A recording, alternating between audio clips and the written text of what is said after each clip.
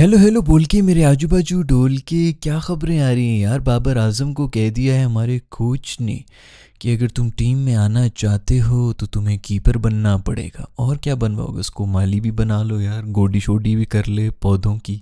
शाहीन आफरीदी के बारे में भी कोई ऐसी बातें की कि तुम्हें भी और कुछ करना पड़ेगा, बॉलिंग और बैटिंग के अलावा और भी बहुत कुछ करना पड़ेगा। ये जो बाकी हमारे बिठाए हुए हैं वो बहुत बड़े मिस्त्री और प्लम्बर बिठाए हुए ना तुम लोगों ने टीम के अंदर, जो हर तरह के काम कर लेते हैं। खैर, ज़रूर कोई और बातें ही हैं जिनके बारे में बातें नहीं की, बल्कि हम तो काफ़ी अरसे से ये बातें कर रहे हैं कि और बहुत कुछ चल रहा है इस ड्रेसिंग रूम के अंदर जिसके बारे में कोई बात ही नहीं कर रहा है। तो उसी बारे में सब मसले हैं, उनको बाहर रखने के लिए अब इस किस्म की बातें की जा रही हैं।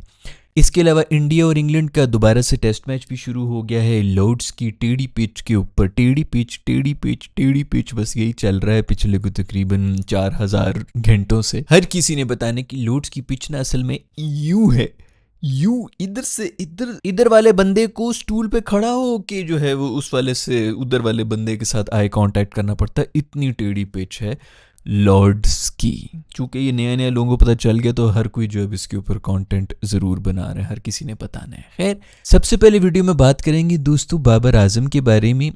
अभी कुछ देर पहले ही माइक हसन की एक प्रेस कॉन्फ्रेंस हुई है जिसमें उनसे ये पूछा गया कि सुना है तुमने बाबर आजम को ये कहा है कि बाबर आजम तुम्हें कीपिंग करनी पड़ेगी अगर तुमने टीम में आना है। माइक हसन बिल्कुल मुकर गया, भाई ऐसी कोई बात ही नहीं है, मैंने ऐसा कुछ भी नहीं कहा है बाबर आजम को। तो फिर यार क्वेश्चन ये है कि बाबर आजम को बाहर क्यों रखा हुआ है, अगर कुछ, और अगर बाहर रखा है तो कुछ बताया तो होगा ना कि इस वजह से बाहर किया हुआ इसको। खैर, दूसरी बात ये भी चल रही थी कि उसको ये कहा है कि 150 की स्ट्राइक रेट के ऊपर बैटिंग करोगे तब तुम्हें टीम के अंदर वापस लाएंगे। इस वक्त टीम में कोई भी नहीं है जो 150 की स्ट्राइक रेट के ऊपर बैटिंग कर रहा होता है। हाँ, बच्चे बच्चे हैं जो मार रहे हैं, मोस्ट ऑब्ली उन सबको ये कह दिया होगा कि 150 140 के ऊपर रखो, लेकिन 129 127 इतने तक तो मेरा मासूम बाबर अभी भी करता है। कर लेगा 140 भी कर सकता है, उसको मौका तो दे के देखो ना यार। लेकिन बात वही है दोस्तों, इससे पहले ही बताया था कि ड्रेसिंग रूम का माहौल, ड्रेसिंग रूम आधे ज़्यादा जो है ना कप्तान शप्तानी जो बने हुए हैं वही वो हो रहे हैं यार। देखिए जी, ये फिर मसला होगा, ये फलाने जो है रोटी गैंग दोबारा से बनेगा, ये होगा वो होगा, इनकी आपस में ये है। मैं तो बिल्कुल भी सरप्राइज़ नहीं हूँगा कि मेरा दोस्त शेरडी और फ़हीम राणा जो है उन्होंने ही कह दिया होगा कि भाई इनको मत लाएं, ये माहौल ख़राब कर देंगे। एक ज़माने में बड़े बेस्ट फ्रेंड हुआ करते थे, वही जो नहीं बाबर के ऊपर सारी इसलिए थे। आज से यार 1.5 साल पहले मैंने एक वीडियो बनाई थी ना शायद, उसके अंदर ही मैंने कहा था कि बाबर तेरे आसपास जितने भी लोग हैं ना इनसे तू जान छुड़ा दे, ये तेरा फ़ायदा नहीं तेरा नुकसान ही कर रहे हैं। यही हैं वो सारे आसपास वाले लोग।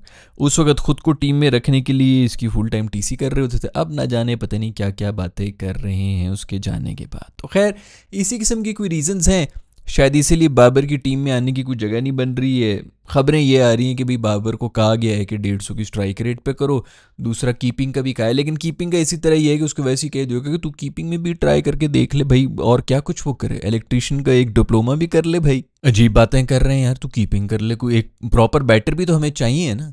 फ़खर जमान कौन सी बॉलिंग शॉलिंग कर लेता है जो उसको हमने रखा हुआ है। खैर, फ़खर के साथ तो कंपेयर भी नहीं कर सकते, वो तू मेरा मैच विनर है फ़खुर। तो सिचुएशन कुछ इस तरह बनी हुई है, सब प्लेयर्स को 2-2 नौकरियां करनी पड़ेंगी। बाबर ये कह रहे हैं कि मैं पिच क्यूरेटर बनने को तैयार हूं। दूसरी तरफ शाहीन के बारे में भी उनसे पूछा कि शाहीन को क्यों बाहर किया भाई तुम लोगों ने, तो उसके बारे में पता नहीं क्या, शाहीन को भी कोई दूसरी नौकरी, उसको बैटिंग तो वो करता है वैसे। शाहीन को कह देना चाहिए कि तू कीपर भी बन जा, बॉल भी तू करा और पीछे भाग के तू बॉल भी पकड़ ले। वो शायद थोड़ा मुश्किल हो, शाहीन को इनको थर्ड अंपायर भी बना देना चाहिए, बॉलिंग भी कर रहे हो और फिर उसी के बाद जो है साइड पे उनकी एक छोटी सी कुर्सी, छोटा सा स्टूल रखा हो, छोटा सा ही टेबल चाहिए होगा, उस पर स्क्रीन रखी हुई हो, माइक पड़ा हुआ हो, बॉलिंग करा के फ़ौरन उस पर बैठ जाओ और फिर जो है वो बॉल को करे जी नो बॉल चेक कराओ, और फिर जी बैट एंड पैड के बीच में से कितना गैप है कि नहीं है, इसनी को सुनाओ मुझे। ये शाहीन को 2 तरह की, हर किसी को 2-2 नौकरियां सीखनी पड़ेंगी भैया। ये मल्टी जो है ना, ये मल्टी टास्किंग अब करना, ये सब तुम यूथ पूरी को जो है मेरा यही सजेशन है कि तुम सब मिलके अब ये सब काम शाम सीख लो। एक काम सब कुछ नहीं होने लगा भाई। पहले कहते थे ना कि घर में एक बंदा काम करता था, फिर उसके बाद जो है वो औरतों को भी काम करना पड़ रहा है, क्योंकि अब औरतों को भी 2 काम और मर्द को भी 2-2 काम जो है, सुबह के वक्त एक काम, रात को एक और काम करना पड़ेगा। फुल टाइम जुट जाओ इन्हीं चीजों में, भागते जाओ कॉर्पोरेट स्लेवरी में। खैर, कुछ सुना है कि शाहीन से पूछा गया है कि भाई शाहीन तुम्हें कौन सा फॉर्मेट पसंद है, तो हम फिर उस लिहाज से तुम्हारा कोई प्लान बना के तुम्हें दे दें कि ओडीआई के लिए क्या प्लान है, टेस्ट के लिए क्या प्लान है, T20 के लिए क्या प्लान है। तो शाहीन ने आगे से कहा मुझे तो सारे फॉर्मेट पसंद हैं, मुझे तो किसी में भी डाल लो, बस परफॉर्मेंस मेरी सिर्फ T20 में ही निकलती क्योंकि उसमें 2 ओवर का स्पेल होता है, उसमें मैं भाग के जो है फेंक देता हूँ।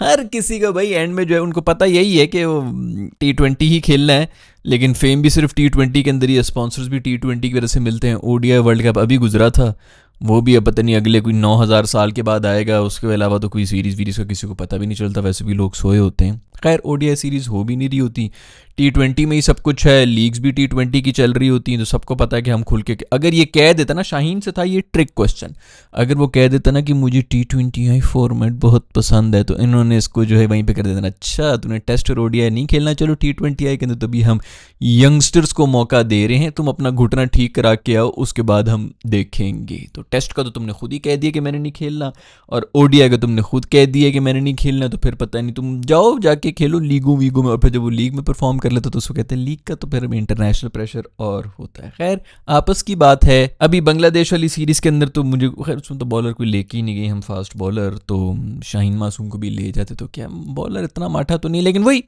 बात वही है भाई, सियासतें हैं, बॉबी की भी हैं, शाहीन की भी हैं, ड्रेसिंग रूम का माहौल है, कब से आप लोगों को कह रहा हूँ ये चक्कर चल रहे हैं, ये क्रिकेट से बढ़ के अब ये गेम शेम के ऊपर बात ही नहीं रही है भाई। खैर इंडिया और इंग्लैंड के भी टेस्ट मैच हो रहे हैं, लूड्स की टेढ़ी पिच एक तरफ से नीचे है, एक तरफ से ऊपर है, बॉल इधर लगे तो उधर जाती, उधर लगे तो और उधर चली जाती, बहुत मुश्किल है, बहुत मुश्किल पिच है ये। आजकल सोशल मीडिया के ज़माने के अंदर वो दुनिया की सबसे मुश्किल पिच बन गई। इससे पहले मासूम जितने भी आए हैं पता नहीं क्या कुछ वहाँ पे झंडे गाड़ के आ गए हैं, बट खैर हाँ कंडीशंस तो ऐसी नहीं होती, लेकिन ऐसी धूप निकली भी है। इंडिया तो मतलब जिधर खेल रहा है इंग्लैंड के अंदर, उनको अपने मतलब की ही पिचेस मिल रही हैं। अब खैर मतलब उनकी अभी बॉलिंग थोड़ी ज़्यादा तगड़ी हुई है, तो उनको बैटिंग, खैर बैटिंग उनकी ज़्यादा ही तगड़ी है फिर इनसे भी ज़्यादा, लेकिन इससे ज़्यादा बैटिंग कंडीशंस मिल नहीं सकती थी, बिल्कुल ही फट्टा लग रही, कुछ भी नहीं था पिच के अंदर, धूप निकली हुई थी। शुक्र है कि टॉस जीत के इस दफ़ा अक्लमंदी उन्होंने कर ली कि चलो हम जो है पहले बैटिंग ही कर लेते हैं। नज़र आ रहा है कि इतनी धूप निकली हुई पिच के अंदर कुछ नहीं है, लेकिन फिर भी ऊपर तले दो, मैं 40 के ऊपर 2 आउट हो गए थे,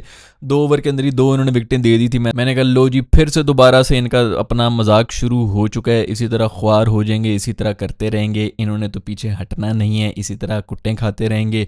इस बार तो बुमराह भी है, रेडी इनफैक्ट विकेट लेके चला गया, मैं ठाकुर भी हैं, बुमराह भी है, आकाशदीप भी है, हमारा सबका सबसे ज़्यादा लाज दुलारा सिराज भी है। तो इन सब ने तो इनको पता नहीं 200 भी नहीं करने देने, लेकिन बहुत ज़बरदस्त एंड में बेहतरीन किस्म की इनिंग्स खेल के चले गए हैं स्टोक्स और जो रूट, जो कि 99 रन्स के ऊपर हैं, अच्छी रिकवरी कर गई, 221 रन्स बना के चले गए। कहीं से लग नहीं रहा था ये इस तरह का होगा।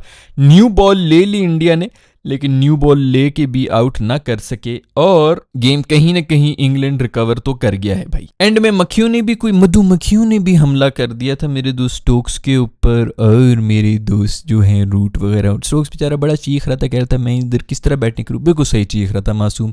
नॉर्मली ओवर हो जाता है, लेकिन यहाँ पे थोड़ी सी ज्यादती हो रही थी यार, मतलब बंदा खांस रहा हो, जरा जोर से सांस ले तो फेफड़ों के अंदर मधुमक्खी जा रही हो। बाद में पता चला कि लेडी बर्ड्स थी। लेडी बर्ड्स भी वैसे हराम जानवर ही है, ये सिर्फ शक्ल से अच्छा लगता है, वरना इसके अंदर भी जो ना बड़ी इसकी खसलतें जो हैं वो बहुत ही गई गुजरी होती हैं, बड़ी गंदी कैरेक्टर का ये जानवर होता है। ब्रुक शुरुक भी आउट हो गए। बहुत से लोग कहेंगे बुमराह ने बड़ी ज़बरदस्त बॉलिंग कराई, ये वो, उससे तुमने विकेट ले ली, दुनिया का जनरेशन का सबसे बड़ा और सबसे मशहूर, आजकल क्रिकेट की हिस्ट्री का इससे बड़ा कोई बॉलर आया नहीं, इस किस्म के बड़े बयान आएंगे।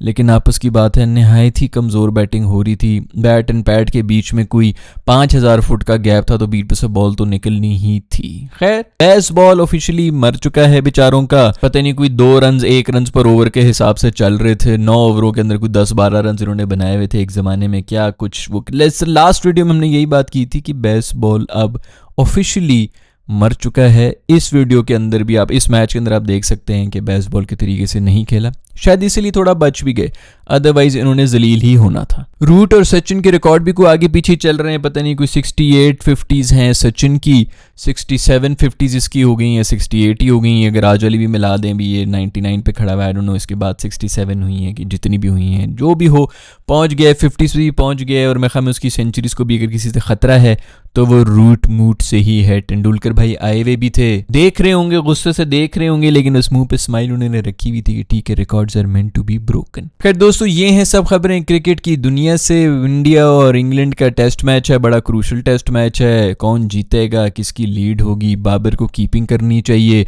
या माली बन जाना चाहिए, शाहीन को थर्ड अंपायर बनना चाहिए या नहीं बनना चाहिए, इन सब चीज़ों के बारे में नीचे कमेंट्स में लिखकर मुझे बता दो। मैं मिलूंगा आप लोगों से नेक्स्ट वीडियो में। अपना ख्याल रखिएगा। अल्लाह हाफिज़।